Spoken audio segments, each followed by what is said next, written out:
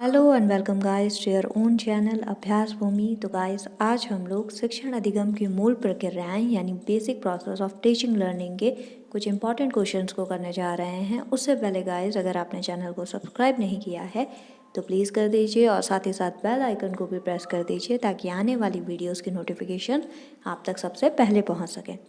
तो चलिए गाइस शुरू करते हैं आज की क्लास को। आज की क्लास का पहला क्वेश्चन आपकी स्क्रीन पर। क्वेश्चन नंबर 1, निम्नलिखित में से कौन सा समझ के लिए शिक्षण को प्रदर्शित नहीं करता। तो गाइस यहाँ पे आपने देख लिया है कि समझ के लिए शिक्षण को प्रदर्शित नहीं करता। नहीं यानी नेगेटिव। आपको क्या ढूंढना है? नेगेटिव क्वेश्चन के लिए हमेशा नेगेटिव आंसर ही होगा।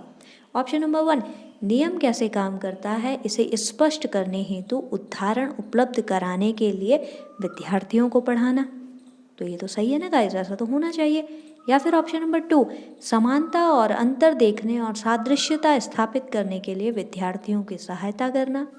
या फिर ऑप्शन नंबर 3, विद्यार्थियों को एकाकी तथ्यों और प्रक्रियाओं को याद करने के योग्य बनाना। या फिर ऑप्शन नंबर 4, परिघटना या अवधारणा को अपने शब्दों में अभिव्यक्त करने के लिए विद्यार्थियों को कहना। क्या लगता है गाइस, अगर आप लोग रटना को गलत समझते हैं यानी ऑप्शन नंबर 3 आपको लग रहा है कि ये नेगेटिव आंसर है तो आप बिल्कुल सही हैं। याद करना रटना एक ही बात हो गया गाइस, यानी option number 3 is the right answer. विद्यार्थियों को एकाकी तथ्यों और प्रक्रियाओं को याद करने के योग्य बनाना। गाइस हमें विद्यार्थियों को याद करने से ज़्यादा उन्हें सोचने और समझने के योग्य बनाना है ताकि जीवन पर्यंत वो चीज़ों को समझ सकें। ठीक है गाइस, इसी के साथ आगे बढ़ते हुए अगला क्वेश्चन आपके स्क्रीन पर। सिद्धांत के रूप में रचनावाद ऑप्शन नंबर 1 दुनिया के बारे में अपना दृष्टिकोण निर्मित करने में शिक्षार्थी की भूमिका पर बल देता है। ऑप्शन नंबर 2 सूचनाओं को याद करने और पुनः स्मरण द्वारा जांच करने पर बल देता है। तो गाइस याद करना रटाऊंगे ना, नेगेटिव आंसर। ऑप्शन नंबर 3 शिक्षक की प्रभुत्वशाली भूमिका पर बल देता है। तो ये तो ऑब्वियस सी बात है, गलत है गाइस। या फिर ऑप्शन नंबर 4 अनुकरण की भूमिका पर केंद्रित होता है। तो फॉलो करना सही है गाइस, यानी सीधी सी बात है, option number 1 is the right answer. सिद्धांत के रूप में रचनावाद क्या काम करता है? दुनिया के बारे में अपना दृष्टिकोण निर्मित करने में शिक्षार्थी की भूमिका पर बल देता है। ठीक है गाइस, इसी के साथ आगे बढ़ते हुए अगला क्वेश्चन आपके स्क्रीन पर है। एक शिक्षिका अपने शिक्षार्थियों की सदैव इस रूप में सहायता करती है कि वे एक विषय क्षेत्र में प्राप्त ज्ञान को दूसरे विषय क्षेत्रों के ज्ञान के साथ जोड़ सकें। इससे डैश को बढ़ावा मिलता है। तो क्या लगता है गाइस आपको? ऑप्शन नंबर 1 पुनर्बलन, ऑप्शन नंबर 2 ज्ञान के सह संबंध एवं अंतरण, या फिर ऑप्शन नंबर 3 व्यक्तिक भिन्नताओं, या फिर ऑप्शन नंबर 4 शिक्षार्थी स्वायत्तता। क्या लगता है गाइस आपको? अगर आप ऑप्शन नंबर 2 के साथ जा रहे हैं तो आप बिल्कुल सही हैं, यानी एक शिक्षिका अपने शिक्षार्थियों की सदैव इस रूप में सहायता करती है कि वे एक विषय क्षेत्र से प्राप्त ज्ञान को दूसरे विषय क्षेत्रों के साथ जोड़ सकें। इससे किसको बढ़ावा मिलेगा? ज्ञान के सह संबंध एवं अंतरण को बढ़ावा मिलता है। ठीक है गाइस, इसी के साथ हम आगे बढ़ते हुए अगला क्वेश्चन आपके स्क्रीन पर है। एक शिक्षिका अपने शिक्षार्थियों को अनेक तरह की सामूहिक गतिविधियों में व्यस्त रखती है। ठीक है गाइस, जैसे समूह चर्चा, ग्रुप डिस्कशन वगैरह हो गया, समूह परियोजनाएं हो गई, भूमिका निर्वाह आदि। यह सीखने के किस आयाम को उजागर करता है? ऑप्शन नंबर 1 सामाजिक गतिविधि के रूप में अधिगम, ऑप्शन नंबर 2 मनोरंजन द्वारा अधिगम, या फिर ऑप्शन नंबर 3 भाषा निर्देशित अधिगम, या फिर ऑप्शन नंबर 4 प्रतियोगिता आधारित अधिगम। क्या लगता है गाइस, कौन सा ऑप्शन के साथ आप जाएंगे? अगर आप ऑप्शन नंबर 1 के साथ जा रहे हैं यानी सामाजिक गतिविधि के रूप में अधिगम, तो आप बिल्कुल सही हैं गाइस। ठीक है, इसी के साथ आगे बढ़ते हुए अगला क्वेश्चन आपके स्क्रीन पर है। एक शिक्षिका अपने शिक्षण में दृश्य श्रव्य सामग्रियों और शारीरिक गतिविधियों का प्रयोग करती है क्योंकि, क्या लगता है गाइस आपको? ऑप्शन नंबर 1 वे शिक्षक को आराम देते हैं, ऑप्शन नंबर 2 वे प्रभावी आकलन को सुगम बनाते हैं, या फिर ऑप्शन नंबर 3 वे शिक्षार्थियों को वैविध्य उपलब्ध कराते हैं, या फिर ऑप्शन नंबर 4 इनमें अधिकतम इंद्रियों का उपयोग सीखने को संवर्धित करता है। जी हाँ गाइस, अगर आप ऑप्शन देखते ही समझ गए हैं तो आप बिल्कुल सही हैं कि option number 4 is the right answer. इनमें अधिकतम इंद्रियों का उपयोग सीखने को संवर्धित करता है। ठीक है गाइस, इसी के साथ हम आगे बढ़ रहे हैं। अगला क्वेश्चन आपके स्क्रीन पर है। सीबीएसई द्वारा प्रस्तावित समूह परियोजना गतिविधि डैश का एक सशक्त साधन है। किसका साधन है गाइस? ऑप्शन नंबर 1, रोजमर्रा के शिक्षण से होने वाले तनाव को दूर करने के लिए। ठीक है, या फिर ऑप्शन नंबर 2, अनेकता में एकता की संकल्पना का प्रचार प्रसार करने, या फिर ऑप्शन नंबर 3, सामाजिक भागीदारिता को सुगम बनाने, या फिर ऑप्शन नंबर 4, शिक्षकों के भार को हल्का करने। क्या लगता है गाइस, जो सीबीएसई द्वारा प्रस्तावित समूह परियोजना है उसकी गतिविधि का क्या एक सशक्त साधन है? ऑब्वियस सी बात है गाइस, ऑप्शन नंबर 3, सामाजिक भागीदारिता को सुगम बनाने का एक सशक्त साधन है। उम्मीद है गाइस आपको इतना समझ में आ रहा होगा। इसी के साथ हम आगे बढ़ते हुए अगला क्वेश्चन आपके स्क्रीन पर, निम्नलिखित में से कौन सा सिद्धांत पाठ योजना में शामिल नहीं है? नहीं है बताना है guys, negative answer. Option number 1, योजना की दृढ़ता, ऑप्शन नंबर 2, शिक्षार्थियों का ज्ञान, ऑप्शन नंबर 3, उद्देश्यों की स्पष्टता, या फिर ऑप्शन नंबर 4, शिक्षण का ज्ञान। तो आप बिल्कुल सही हैं, योजना की दृढ़ता इज द राइट आंसर, यानी ऑप्शन नंबर 1। पाठ योजना में ये शामिल नहीं होता है गाइज। ठीक है, ऑप्शन नंबर 1 आपको क्लियर हो गया गाइज। इसी के साथ हम आगे बढ़ते हुए अगला क्वेश्चन आपके स्क्रीन पर है, निम्नलिखित में से कौन सा अधिगम को अधिकतम करने के लिए सर्वाधिक उचित है? तो अधिगम को अधिकतम यानी जो लर्निंग है उसको और बढ़ाना है। ठीक है, तो उसके लिए सबसे ज़्यादा बेहतर तरीका आपको बताना है गाइज। ठीक है, अधिगम को अधिकतम यानी लर्निंग को ज़्यादा करना है। ऑप्शन नंबर 1, शिक्षिका को अपनी संज्ञानात्मक शैली के साथ साथ अपने शिक्षार्थियों की संज्ञानात्मक शैली की पहचान करनी चाहिए। सही है गाइज, अपने कॉग्निशन यानी अपने संज्ञान को जानो, फिर बच्चों के ज्ञान को जानो, दोनों को पहचानना ज़रूरी है। ये सही लगता है आपको? हो सकता है गाइज, मेरे हिसाब से तो सही है। फिर भी आगे देख लेते हैं, क्या पता और ऑप्शन मिल जाए। ऑप्शन नंबर 2, शिक्षार्थियों में व्यक्तिगत भिन्नता को सहज बनाने के लिए समान शिक्षार्थियों के जोड़ बनाए जा सकते हैं। तो ये तो नहीं लग रहा है सही गाइज। ऑप्शन नंबर 3 देख लेते हैं, अधिकतम परिणाम लाने के लिए शिक्षक केवल एक अधिगम शैली पर ध्यान केंद्रित करता है। ये तो ऑब्वियस सी बात है, गलत बात है। ऑप्शन नंबर 4, समान सांस्कृतिक पृष्ठभूमि वाले शिक्षार्थियों को एक कक्षा में रखना चाहिए ताकि मत वैभिन्न से बचा जा सके। ये तो और भी गलत है, यानी बिल्कुल सही गाइस। ऑप्शन नंबर 1 जो हमने पहले सही कहा था वही सही है। शिक्षिका को अपनी संज्ञानात्मक शैली के साथ साथ अपने शिक्षार्थियों की संज्ञानात्मक शैली की पहचान करनी चाहिए। ठीक है गाइस, इसी के साथ हम अब आगे बढ़ेंगे। अगला क्वेश्चन आपकी स्क्रीन पर, शिक्षार्थी फैशन शो को देखकर मॉडल्स का अनुकरण करने की कोशिश करते हैं। ठीक है, इस प्रकार के अनुकरण को डैश कहा जा सकता है। क्या कहेंगे गाइस आप? ऑप्शन नंबर 1, प्राथमिक अनुकरण, ऑप्शन नंबर 2, गौण अनुकरण, या फिर ऑप्शन नंबर 3, सामाजिक अधिगम, या फिर ऑप्शन नंबर 4, सामान्यीकरण। तो गाइस अगर आप ऑप्शन नंबर 3 के साथ जा रहे हैं तो आप बिल्कुल सही हैं। इस प्रकार के अनुकरण को सामाजिक अधिगम कहा जा सकता है, क्योंकि समाज से ही सीख रहा है ना गाइस। इसके साथ हम आगे बढ़ते हैं अगले क्वेश्चन की तरफ। अगला क्वेश्चन आपके स्क्रीन पर है, बच्चे फिल्मों में दिखाए गए हिंसात्मक व्यवहार को सीख सकते हैं। बिल्कुल सीख सकते हैं, इसमें कोई डाउट नहीं है। यह निष्कर्ष निम्नलिखित में से किस मनोवैज्ञानिक द्वारा किए गए कार्य पर आधारित हो सकता है? तो अब आपको बताना है गाइस, किस मनोवैज्ञानिक ने ये स्टेटमेंट दिया होगा, किसके बेस पे ये रहा होगा। Option number 1, Edward L Thorndike, या फिर ऑप्शन नंबर 2, जेबी वॉटसन, ऑप्शन नंबर 3, एल्बर्ट वेंडूरा, या फिर ऑप्शन नंबर 4, जीन पियाजे। अगर आप गाइस ऑप्शन नंबर 3 यानी एल्बर्ट वेंडूरा के साथ जा रहे हैं तो आप बिल्कुल सही हैं। ठीक है गाइस, इसी के साथ हम आगे बढ़ते हुए अगला क्वेश्चन आपके स्क्रीन पर है, अंतरपरक अनुदेशन है। क्या लगता है गाइस आपको? ऑप्शन नंबर 1, शिक्षार्थियों की आवश्यकताओं को पूरा करने के लिए समूहीकरण के विविध रूपों का प्रयोग करना, या फिर ऑप्शन नंबर 2, कक्षा में प्रत्येक शिक्षार्थी के लिए कुछ अलग करना, या फिर ऑप्शन नंबर 3, अव्यवस्थित अथवा स्वच्छंद शिक्षार्थी गतिविधियाँ, या फिर ऑप्शन नंबर 4 ऐसे समूहों का प्रयोग जो कभी नहीं बदलते। तो क्या लगता है गाइस, अगर आप ऑप्शन नंबर 1 के साथ जा रहे हैं तो आप बिल्कुल सही हैं। शिक्षार्थियों की आवश्यकताओं को पूरा करने के लिए समूहीकरण के विविध रूपों का प्रयोग करना। इसी के साथ गाइस हम आगे बढ़ते हुए अगला क्वेश्चन आपके स्क्रीन पर। सीबीएसई शिक्षार्थियों के लिए व्यक्तिगत गतिविधियों के स्थान पर सामूहिक गतिविधियों की संस्तुति करती है। ठीक है गाइस, ऐसा करने के पीछे विचार हो सकता है। क्या लगता है गाइस, ऐसा क्यों करा होगा सीबीएसई ने? सामूहिक गतिविधियों को वो बढ़ावा दे रही है। ठीक है, सीबीएसई व्यक्तिगत ना होकर सामूहिक गतिविधियों को बढ़ावा दे रही। उसके लिए ऑप्शन देख लेते हैं। ऑप्शन नंबर 1 कारण बताना है हमको। व्यक्तिगत प्रतिस्पर्धा के प्रति नकारात्मक संवेगात्मक प्रतिक्रियाओं से उबारना जो संपूर्ण अधिगम पर सामान्यीकृत हो सकती है।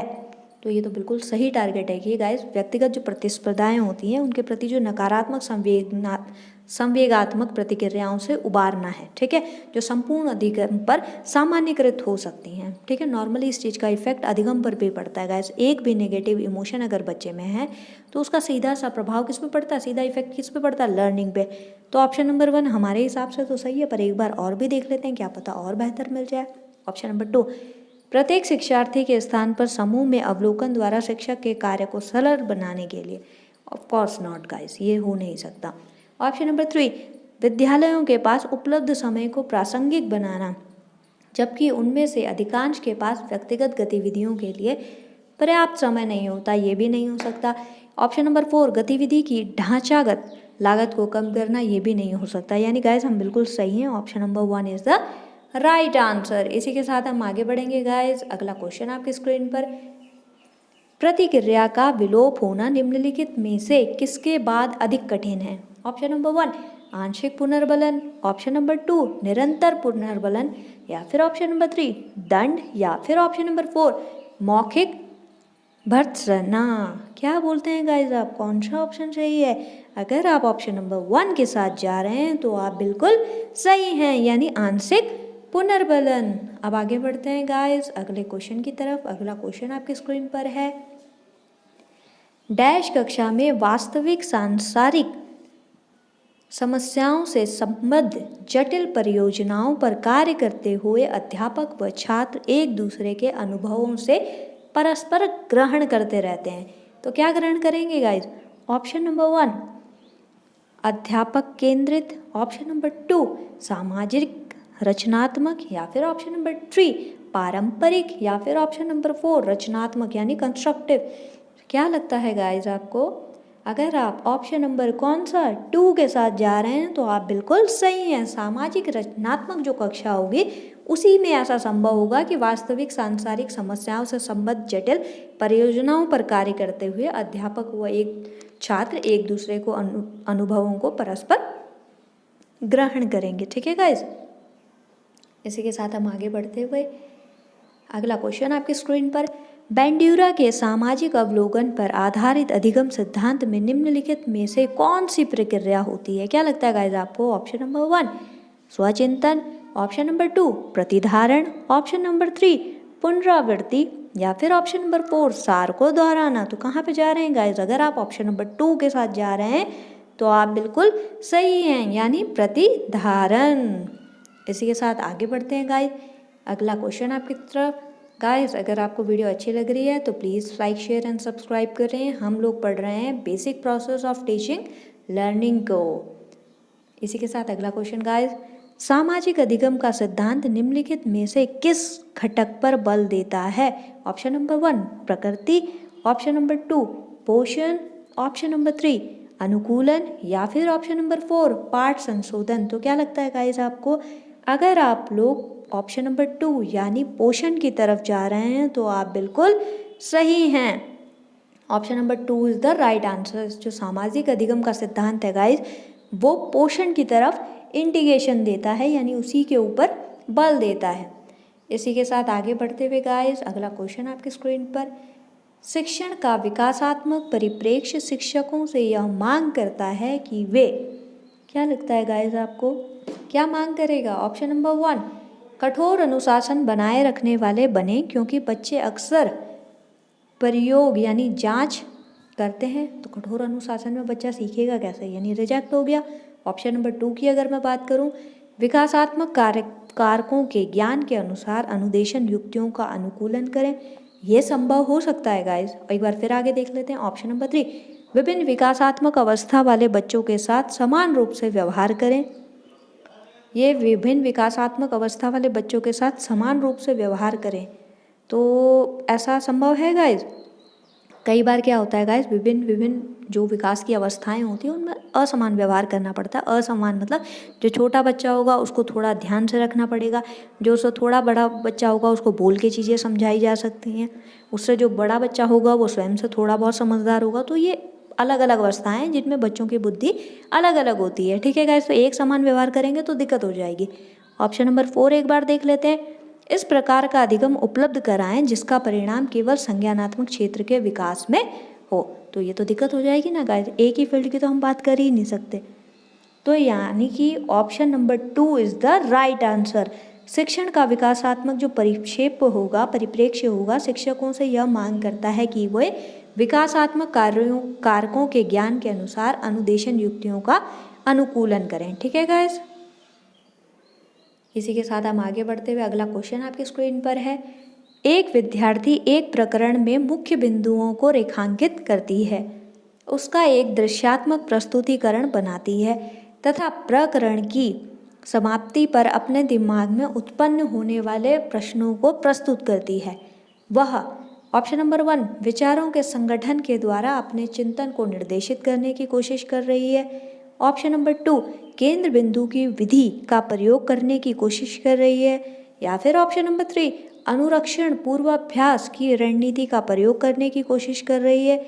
या फिर ऑप्शन नंबर 4 प्रेक्षण अधिगम सुनिश्चित कर रही है। क्या लगता है गाइज, आप कौन से ऑप्शन के साथ जा रहे हैं? अगर आप लोग गाइज ऑप्शन नंबर 1 यानी विचारों के संगठन द्वारा अपने चिंतन को निर्देशित करने की कोशिश कर रही है के साथ, तो आप बिल्कुल सही हैं, यानी option number 1 is the right answer. इसी के साथ हम आगे बढ़ रहे हैं गाइज। किसी कक्षा में शिक्षक की भूमिका है। ऑप्शन नंबर 1 समय सारणी का कठोरता से पालन करना और पाठ्यक्रम से बंधे रहना।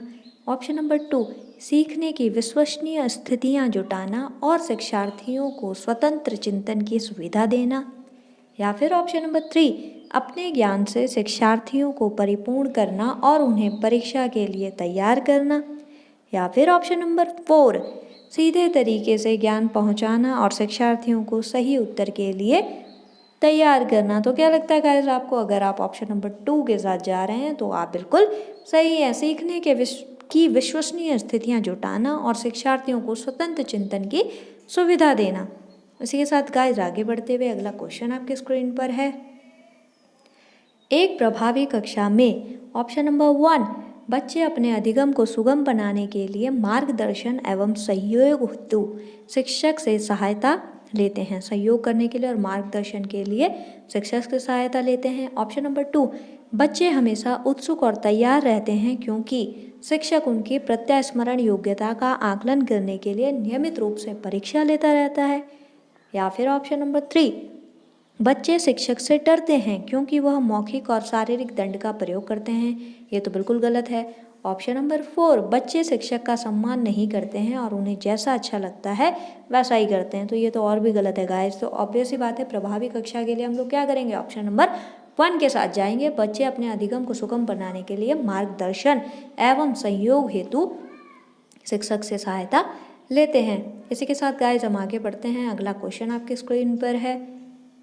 ज्ञान के एक बड़े असंबद्ध भाग को प्रस्तुत करना। ऑप्शन नंबर 1 अपने तरीके से जानकारी को व्यवस्थित करने में शिक्षार्थियों की सहायता करेगा। ऑप्शन नंबर 2 शिक्षिका के कार्य को कठिन और शिक्षार्थियों के कार्य को आसान बनाएगा। ऑप्शन नंबर 3 शिक्षार्थियों के लिए अवधारणात्मक समझ को प्राप्त करने को कठिन बनाएगा। या फिर ऑप्शन नंबर 4 शिक्षार्थियों के लिए प्रत्यास्मरण को आसान बनाएगा। तो ज्ञान के एक बड़े असंबद्ध भाग को प्रस्तुत करना, क्या लगता है गाइज आपको? अगर आप ऑप्शन नंबर 3 के साथ जा रहे हैं यानी शिक्षार्थियों के लिए अवधारणात्मक समझ को प्राप्त करने को कठिन बनाएगा, तो आप बिल्कुल सही हैं गाइज, ठीक है। ये असंबद्ध भाग है, ठीक है, यानी हमें नेगेटिव आंसर ढूंढना था गाइस, और हमने ढूंढ लिया। इसी के साथ आगे बढ़ते हुए अगला क्वेश्चन आपकी स्क्रीन पर। प्याजे तथा वाइगॉत्स्की के अनुसार एक रचनात्मक कक्षा कक्ष में अधिगम ऑप्शन नंबर 1 शिक्षक द्वारा लिखवाया जाता है तथा विद्यार्थी निष्क्रिय प्राप्तकर्ता होते हैं। ऑप्शन नंबर 2 उद्दीपक तथा अनुक्रिया के जोड़ से होता है। ऑप्शन नंबर 3 शिक्षक द्वारा पुनर्बलन किया जाना है। या फिर ऑप्शन नंबर 4 शिक्षार्थियों द्वारा स्वयं सृजित किया जाता है जो एक सक्रिय भूमिका निभाते हैं। क्या लगता है गाइस, अगर आप ऑप्शन नंबर 4 के साथ जा रहे हैं तो आप बिल्कुल सही हैं। शिक्षार्थियों द्वारा स्वयं सृजित किया जाता है जो एक सक्रिय भूमिका निभाता है। इसी के साथ आगे बढ़ते हैं गाइस। अगला क्वेश्चन आपके स्क्रीन पर। आपकी कक्षा में सीखने की विविध शैलियों वाले बच्चे हैं, उनका आकलन करने के लिए आप उन्हें क्या करेंगे गाइस? ऑप्शन नंबर 1 विविध प्रकार के कार्य और परीक्षण देंगे। ऑप्शन नंबर 2 परीक्षण पूरे करने के लिए एक समान समय देंगे। या फिर ऑप्शन नंबर 3 समान अनुदेशन देंगे और उसके बाद बच्चों द्वारा परीक्षण में प्राप्त अंकों के अनुसार उनको नामित करेंगे। या फिर ऑप्शन नंबर 4 कार्यों और परीक्षणों के एक समान सेट देंगे। तो क्या करेंगे गाइस, जब विविध शैलियां हैं तो यानी option number 1 is the right answer, विविध प्रकार के कार्य और परीक्षण देंगे। इसी के साथ आगे बढ़ते हैं गाइस। अगला क्वेश्चन आपकी स्क्रीन पर है। निम्नलिखित में से कौन सा एक माध्यमिक विद्यालय की कक्षा कक्ष में शिक्षक की भूमिका सर्वोत्तम या उचित वर्णन करता है? ऑप्शन नंबर 1 चर्चाओं के अवसर उपलब्ध कराना। ऑप्शन नंबर 2 प्रथम स्थान के लिए शिक्षार्थियों को आपस में प्रतिस्पर्धा के लिए बढ़ावा देना। ऑप्शन नंबर 3 बहुप्रेक्ष्य परिप्रेक्ष्य को निरुत्साहित करना तथा एक आयामी परिप्रेक्ष्य पर केंद्रीभूत होना। या फिर ऑप्शन नंबर 4 व्याख्यान देने के लिए पावर पॉइंट प्रेजेंटेशन का प्रयोग करना। तो किसके साथ जा रहे हैं गाइस आप? अगर आप ऑप्शन नंबर 1 के साथ जा रहे हैं यानी चर्चाओं के अवसर उपलब्ध कराना, तो आप बिल्कुल सही हैं। पावर पॉइंट वाले अगर आप सोच रहे हैं ऑप्शन, तो आपको क्या लगता है माध्यमिक स्तर की बात हुई है गाइस, हमने बिल्कुल टॉप लेवल PhD या ग्रेजुएट लेवल की बात नहीं करी है। अगला क्वेश्चन आपकी स्क्रीन पर। सीखने के बारे में निम्नलिखित कथनों में से कौन सा एक सत्य है? सत्य कथन ढूंढना है गाइस। ऑप्शन नंबर 1 सीखना कौशलों के संचय के समान है। ऐसा लगता है आपको? बिल्कुल हो सकता है। ऑप्शन नंबर 2 सीखने को सामाजिक क्रियाएं सुविधा देती हैं। ये तो और भी बिल्कुल सही बात है, सामाजिक क्रियाएं सुविधाएं देंगी तभी तो बच्चा आराम से सीख पाएगा। ऑप्शन नंबर 3 सीखना एक निष्क्रिय ग्रहणशील प्रक्रिया है। ये तो नेगेटिव आंसर है गाइस। ऑप्शन नंबर 4 सीखना शिक्षार्थी के पूर्व ज्ञान पर आधारित नहीं है। ये तो और भी नेगेटिव आंसर, यानी बिल्कुल करेक्ट आंसर कौन सा है गाइस? ऑप्शन नंबर 2 सीखने को सामाजिक क्रियाएं सुविधा देती हैं। अब हम आगे बढ़ते हैं इसी के साथ। अगला क्वेश्चन आपके स्क्रीन पर। कक्षा तक पहुंचने वाली बच्चों की भोली अवधारणाओं को जानना। ऑप्शन नंबर 1 शिक्षक के किसी उद्देश्य की पूर्ति नहीं करता। क्यों नहीं करता भाई? ऑप्शन नंबर 1 सही है गलत है, क्या पता, आगे देखते हैं। ऑप्शन नंबर 2 शिक्षक के हौसलों को पस्त कर देता है क्योंकि इससे उसका कार्यभार बढ़ता है। ये तो गलत बात है। ऑप्शन नंबर 3 शिक्षक के लिए अपने शिक्षण को अधिक सार्थक बनाने की योजना में सहायक होता है। ये ऑब्वियस सी बात है, सही हो सकता है, पर एक बार चौथा भी देख लेते हैं। ऑप्शन नंबर 4 शिक्षक की योजना और शिक्षण में रुकावट बनता है। यानी ये तो बिल्कुल गलत है, यानी हम बिल्कुल सही थे। Option number 3 is the right answer. इसी के साथ हम आगे बढ़ रहे हैं गाइस। अगला क्वेश्चन आपकी स्क्रीन पर। विद्यार्थियों के प्रभावशाली अधिगम के लिए निम्नलिखित में से कौन सा शिक्षक के प्रारंभिक कार्यों में से एक नहीं है? ऑप्शन नंबर 1 विद्यार्थियों की उन अवधारणाओं यानी धारणाओं को जानना जिन्हें लेकर वे कक्षा में आते हैं। ऑप्शन नंबर 2 विद्यार्थियों को उपदेशात्मक विधि से सूचना प्रदान करना। ऑप्शन नंबर 3 विद्यार्थियों से उच्चतर स्तर के प्रश्नों के उत्तर की अपेक्षा करना। या फिर ऑप्शन नंबर 4 बच्चों को यह सिखाना कि वे अपने अधिगम प्रयासों को कैसे देख और सुधार सकते हैं। तो आप किसके साथ जा रहे हैं? अगर आप ऑप्शन नंबर 2 के साथ जा रहे हैं तो गाइस आप बिल्कुल सही हैं। विद्यार्थियों को उपदेशात्मक विधि से सूचना प्रदान करना, ये नेगेटिव आंसर है और हमें नेगेटिव ही देना था गाइस। ऊपर क्वेश्चन एक बार दोबारा से आप चाहें तो पढ़ लीजिए। आगे बढ़ते हैं गाइस इसी के साथ। अगला क्वेश्चन आपके स्क्रीन पर है। शिक्षण का उद्देश्य होता है, क्या उद्देश्य होता है? ऑप्शन नंबर 1 विद्यार्थियों को ज्ञान उपलब्ध कराना।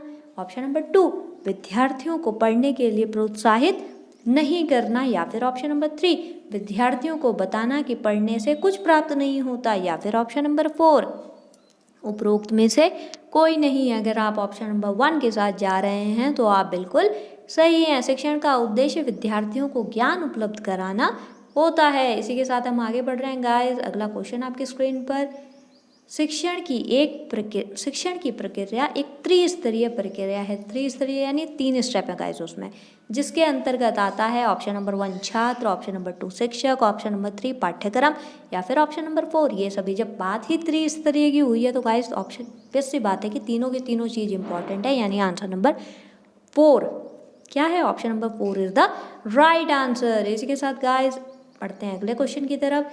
शिक्षण 4 चरणों वाली प्रक्रिया है, ठीक है। शिक्षण जो टीचिंग है वो 4 चरणों वाली प्रक्रिया है, ये हमें पता चल चुका है। कौन कौन से? पहले हम योजना बनाएंगे, फिर उसका निर्देशन करेंगे, फिर उसका मापन करेंगे और फाइनली हम उसका मूल्यांकन करेंगे। शिक्षण के संदर्भ में यह कथन किस मनोवैज्ञानिक का है गाइस? मनोवैज्ञानिक का नाम है गाइस, सुनते ही याद कर लीजिएगा। ऑप्शन नंबर 1 हफ तथा डंकन, या फिर ऑप्शन नंबर 2 वाइगॉत्स्की और पियाजे, ऑप्शन नंबर 3 हर्ट्जबर्ग एवं साइमन, या फिर ऑप्शन नंबर 4 मॉस्लो एवं बर्टन। क्या लगता है गाइस? अगर आप हफ एंड डंकन के साथ जा रहे हैं तो आप बिल्कुल सही हैं, ठीक है गाइस। इसी के साथ आज की क्लास कंप्लीट होती है। Thank you for like share and subscribe the channel. जय महादेव।